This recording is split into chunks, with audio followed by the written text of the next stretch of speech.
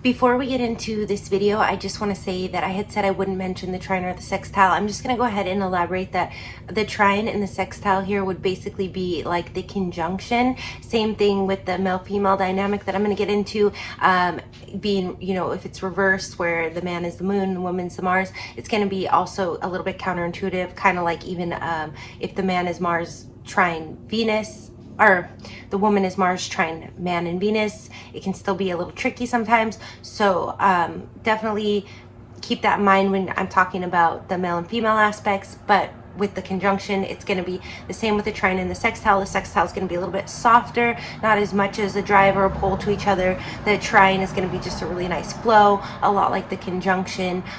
There's going to be the same physical attraction that I'm going to get into. So I'm going to go ahead and skip forward, but I just did want to say that just pretty much include the trine and the sextile as being a softer, a flowing, and then a very soft touch of what I say about the conjunction. All right, let's get into it. Hey there, all my Rotation 411 astrology subscribers. So this video is going to be about Mars conjunct moon and Mars square moon. I don't know if I'll touch so much on the trine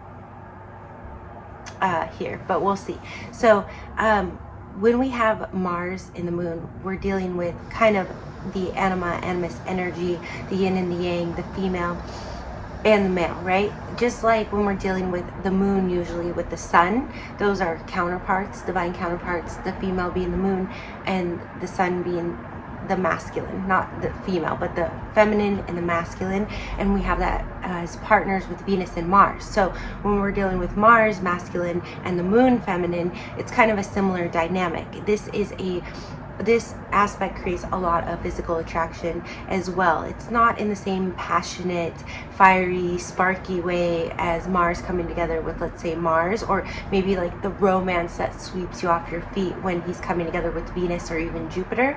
But it's more of this, well, this is the best way to describe it, especially in a conjunction. Now, because the moon is kind of like Venus here, you know, Venus is our love language, the way that we give love, the way possibly we receive it. Although I do feel the moon is more of how we receive it. It's how we subconsciously love one another. It's why the compatibility between moons is so important for a relationship to last, you know, a lifetime. Because at the end of the day, when you just really settle into yourselves, the moon also, not as much as Mercury mental, but it rules your mind. So it's kind of like that mind, body, soul being aligned, chakras aligned. Your moon is like your way of trying to constantly balance that, because the moon is constantly changing and shifting. So it's a really core part of us, aside from the sun, our identity, the sign that we all know. Our moon is just our most receptive nature. It's our emotions. It's how we cope. So when we go into our home, you know, Cancer is the ruler of the IC, which represents the home life, the internal life, the private life, that's ruled by the moon. So this is how we are at home and private. So, I mean, you could have good sun-moon compatibility with someone, and so you feel comfortable with them in your private space. But after a while, you might actually, after 4 or 5 years, because that's about as long as that kind of conjunction will hold a couple together, you might actually feel like this person's sun kind of exposes your vulnerabilities, and it can grow to be uncomfortable, even though it was working so well in the beginning because of the understanding. Or it could be that the moons aren't compatible, but you have that, so then the moons aren't, you know, once this person goes into their moon, then there's a total disconnect. So when we have Mars on somebody's moon, again, Mars is phallic nature. He's the ruler of the most masculine sign, Aries. He's very, you know, I was saying in the Mars square Mars video, he's also the ruler of Scorpio, 8th house, house of sex. So he is very, I want to say potent. He's out to, like a friend, my high school sweetheart's mom told me the analogy that, you know, women are nesters and men are meant to spread their seed far and wide. Now that may sound really like old school, but it's sort of supposed to be biology. So Mars would be that Knight of Wands, right, coming in to spread his seed. And when he sees a receptive oracle like the moon, the mother, he wants to, it's almost, you know, Venus is the empress, but the moon is almost I mean, I'm going to make a video about Venus conjunct moon, and that's where I'm really going to explore the similarities and differences between Venus and the moon, because they're almost hard to distinguish. But at the same time, I almost feel like Venus is that kind of girlfriend that pulls you in when you're younger and you're going off of that energy, and the moon is actually like the one that's meant to be the wife in a way. But I'm not 100% sure about that. I see a lot of Venus in marriages, a lot of Jupiter, Venus moon conjunctions. So it's hard for me to differentiate at this point in my evolution, you know, which one is really more substantial in a romantic relationship. But when you have, I do know, and I've read this and I've seen it, when you have Mars conjunct moon, especially, it's going to be kind of like Venus and Mars energy, where the Mars is the male and the moon is the female. I feel like I feel like someone's out there watching me. You are going to have the man like heavily wanting to impregnate the woman if she's the moon. In same-sex couples, I'm not really sure how this plays out, to be honest, as far as that goes.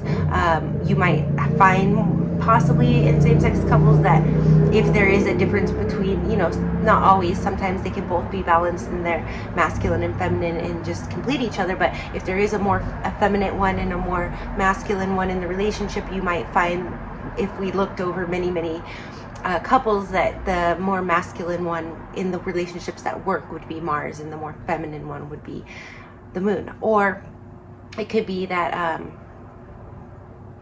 and the couples that don't last as long but did connect pretty strongly, it would be the opposite way, because that's what happens with straight couples. Is if the woman is the moon, or the woman is the Mars, which is the masculine energy here, and the man is the moon, this is still a strong attraction. The moon is very magnetic. It's like the ocean and the tides. It with the moon, right, that all goes together. It'll just pull you right in. If you're making, I read somewhere that you have to have moon contacts for a relationship to really work, aside from whether the moons are compatible.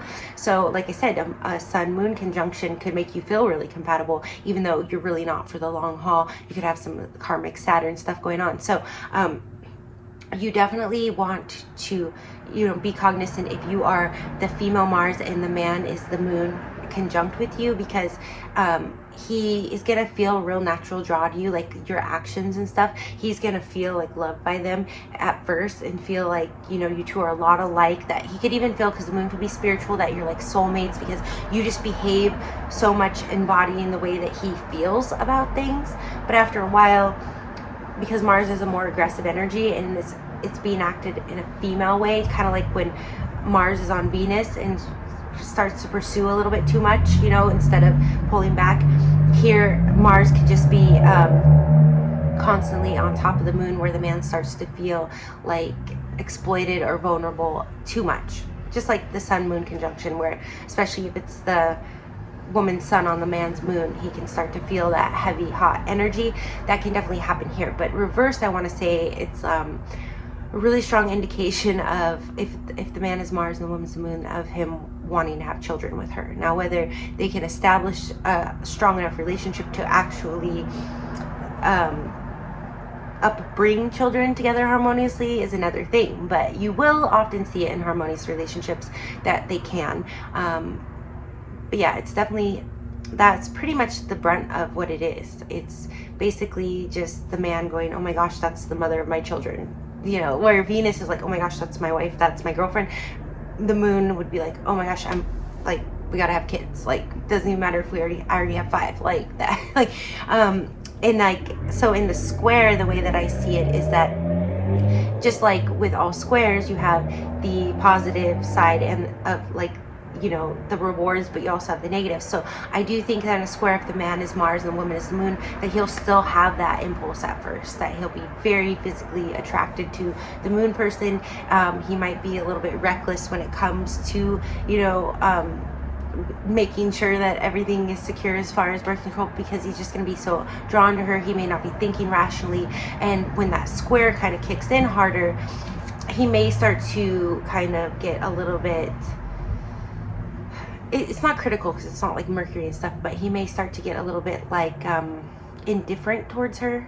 Like the passion may turn into more of like an indifference, or even possibly, I don't want to use such strong of a word as aversion, but like he may just kind of have like some regrets, like, oh, I don't know, like she's a little bit too emotional, like, right, because it's the moon, it's the female, and it changes constantly with the tides. Now if he could kind of learn her, you know, emotions, like, you know, when she's gonna be crabby or just needs chocolate kind of thing, and maybe if they have like other nice moon contacts or Venus moon, like they could possibly work through that. But Mars is just always going to be really kind of starting to feel too aggressive, kind of like if it was the female being Mars to the moon person. So the moon person might be like all open oracle to the Mars person at first.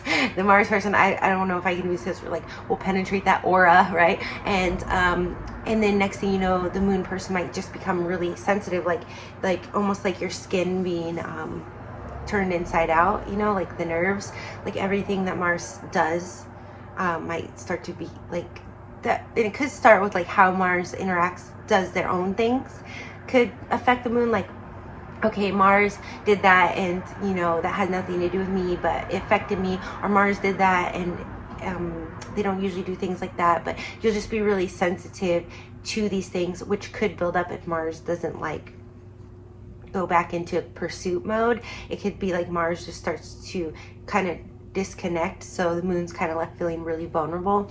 So then when Mars does kind of go back into pursuit mode, the moon's very like sensitive to touch, right? Like ouch, ouch, you know, and the Mars person's like relax, relax. And it can almost feel like, and I know they can kind of insinuate this with like PTSD and these kind of things, but it could almost be like, say somebody did abuse somebody and then they get into the next relationship. It's more like that, not going back to the same abuser, because like this has been, you know, big topic now, but people can like block things out and then kind of like go back into idolization phase and kind of smooth things over and forget and like literally black things out. I literally have blacked a few things out that came back to me years later before from what I had gone through my life. So and I'm like, wow, I remembered it then, but then I just spaced it for years, you know. So I do think that like it won't be like that extreme where the actual Mars person is like abusive or comes back, but it'll be almost like when the Mars person or the new person is having to deal with the sensitivities or the symptoms from somebody's past abusive relationship. So that they're like, you know, I'm a little extra sensitive, it's a little harder for me to trust, like I just need a little more reassurance. The Mars person at first might be like, oh, here I see the moon, I'm really attracted to them, like let me just coddle them up, you know, Mars is very physical passion, let me just wrap them up and really soothe them and love them. And because I really want to, you know, I can be kind of like a gluing thing, like I want to have ties with this person through like the ultimate act of, you know, pretty much like it's a lot of instinctual with Mars, right? The impulse, that natural impulse to like breed on the moon who's wanting to mother and nurture. So it can very much be not necessarily that they're really trying to or planning to have children, but you get very caught up in that kind of a sexual attraction where you really want to procreate together. You know, the moon is that sort of also like Empress Venusian procreation energy with Mars, who's action, like let's make it happen. So when these two come together, it can be very much like that. But then Mars will notice like the moon's being really sensitive and could start to feel, and I've read this, that the moon is at first like they try to nurture the moon, but then they might feel like the moon's like using those past traumas or those sensitivities to manipulate them emotionally. It's almost like a water sign, like a Cancer square Aries.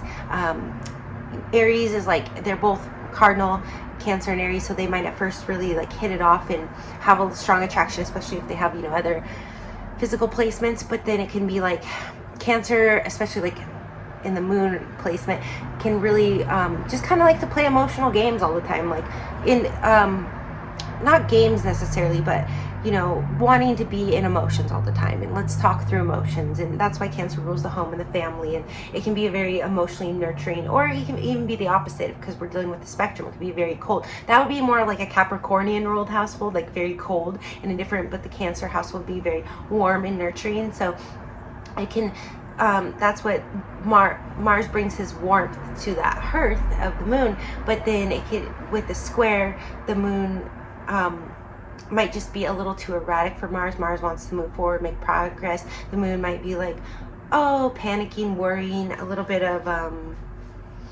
like, I don't know, Mars might be a little too active, or Mars isn't necessarily a planet of commitment. It's like a short-term commitment, like, you know, fight the battle and get it done kind of thing, whereas, you know, Saturn's like long-term commitment. So the moon may not feel quite enough stability from Mars. The heat could be a little strong sometimes, and the moon could become just sensitive without any kind of past trauma to the Mars person. So when the Mars person's like kind of lunging at the moon person's like, wait, I got to reconcile the fact that, you know, you were kind of running all over doing other things and weren't really focused, which can happen in any relationship, but the moon person's a little more hypersensitive to this.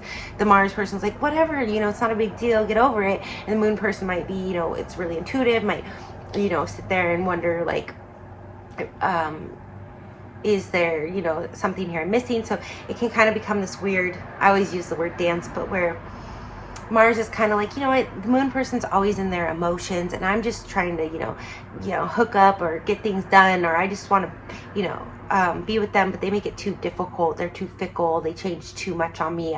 I'm Mars. I'm just very direct and one track minded. So this is how I operate in my Mars energy, whatever the Mars is. Like if the Mars is in Gemini, they might be all over the place doing a bunch of things. And then a moon in Pisces might be like, I kind of used this example in another video. Moon in Pisces might be like extra intuitive, extra sensitive, extra spiritual, where Mars in Gemini might be very practical, very like, I just want to get all this stuff done and organized. And Pisces is more like, well, do you still love me? And Mars in Gemini is like, what? Like, you know, like we're not even on love wavelength. Like, why are we discussing emotions? Because Mars isn't necessarily emotional. Like, he's very passionate. Depending on how everything else clicks, he could become emotional about something, but he is just pure passion. So he's coming at the moon in a square, like, I just want you, I want to consume you. And then the moon's like, oh my God, you consume me. Oh my gosh, there's nothing left of me. Like, moon's more introverted. Let me go in and reorient. And then Mars is kind of annoyed, like, why do you have to go through that whole emotional long recovery? Like, nothing happened. Like, I mean, the moon is very subconscious, so these two aren't actually speaking. So Mars is probably actually more up here, like, I don't really understand what's going on, but, you know, like, I just don't really get the moon person anymore like I thought I did, kind of thing. Or maybe they do get them on other levels, like maybe their moons are trine, so they do. But then when that Mars energy is coming in, it could just kind of be kind of like the Venus square Mars energy, where Mars just isn't pursuing Venus in the way that Venus wants, so it hurts Venus's feelings. And then Mars, like, then Venus has resentments. Like, it could be like that with the moon, but the moon isn't really as resentful. The moon kind of ebbs and flows, so the moon is just going to really, really love Mars and want to be with Mars, but it just could become an issue where the more love that the moon pours out to Mars, the more that Mars thinks that is some sort of tactic to, like, keep them around or control their movements, right? Like, you know, so it can become pretty challenging in the square. I would like to say that I think it works because good solid moon contacts work, and even like heavy Saturn aspects could work. I'm not writing this one off as a red flag or a deal breaker per se. I would just say that at this point in time, I may come back and say that it's a red flag. The only time I've really seen it is when there's other stuff going on, so I can't really distinguish it at this time, but I thought it was good energy to be aware of. And I know I've touched on it here and there, so I just want to make it its own video.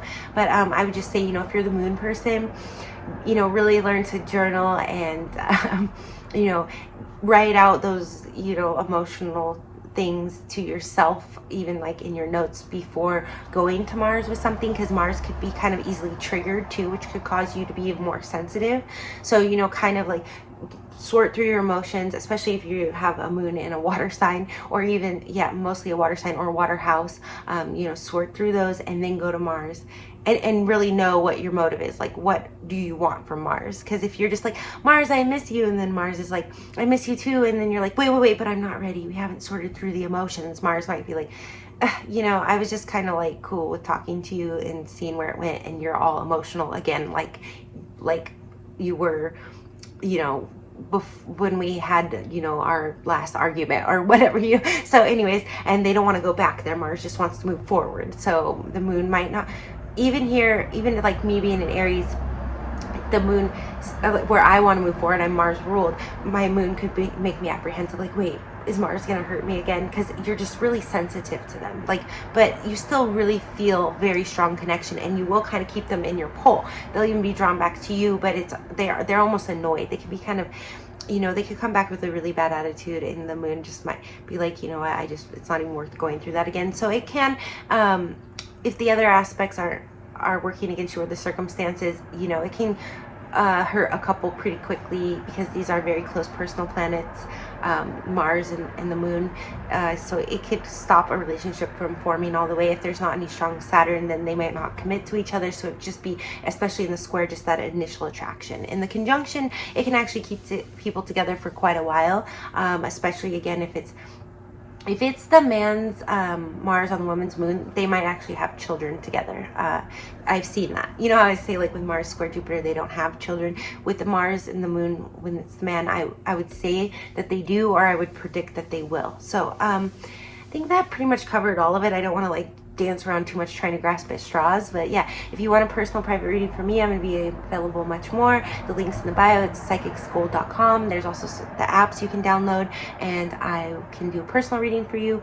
If you want me to look at your aspects really quick, you can put in a 24-hour question. I'll get back to you within 24 hours with a 5-minute video going over your different synastry aspects with your partner, or your POI, or whatever it is.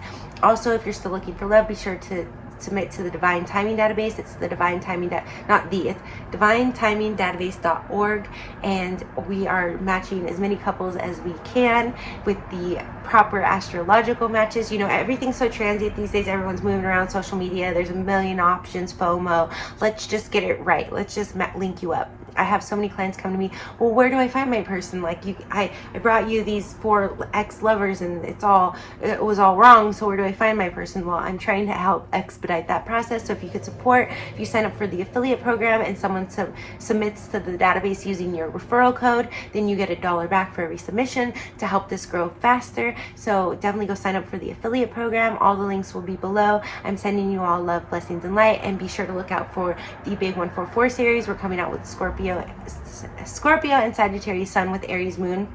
Those 2 videos will be coming out in the next 2 weeks. So yes, love and light.